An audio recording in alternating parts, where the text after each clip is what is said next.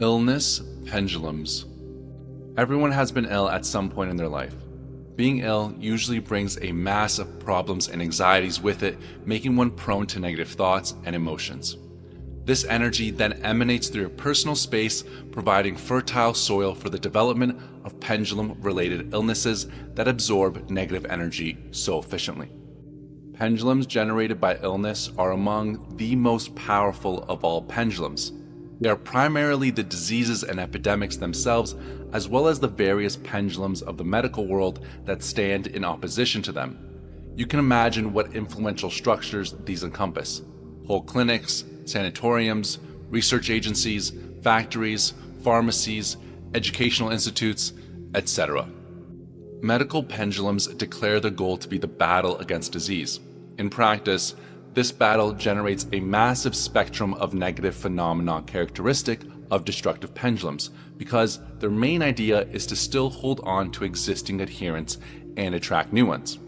For example, classical medicine is hostile to all traditional healing methods, i.e., any method not belonging to it.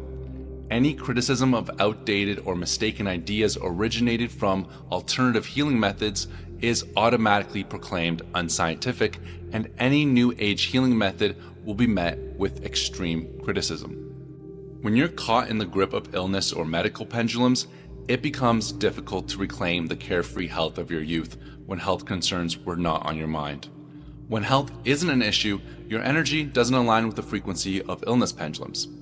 Once your energy aligns with their frequency, though, you lose vitality and develop dependency, which leads to lifelines filled with illness.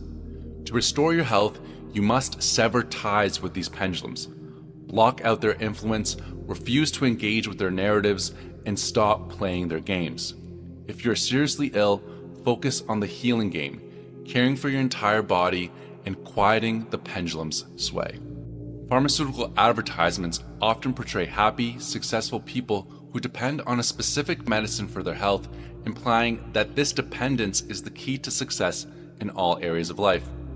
This tempting image appeals to the semi-conscious majority, programming them to think, buy this medicine, take it, and everything will fall into place. But there's a deeper, more subtle message at play. These ads show ordinary, attractive, and accomplished individuals who either have a health issue, are predisposed to illness, or will soon face one. The underlying narrative is clear. You're just like them. You're either already unwell or will be soon, so you need this medicine. This is the true purpose of the destructive pendulum.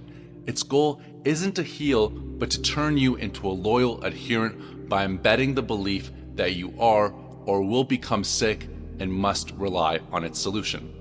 Another peculiar way pendulums attract adherents is through negative weather forecasts.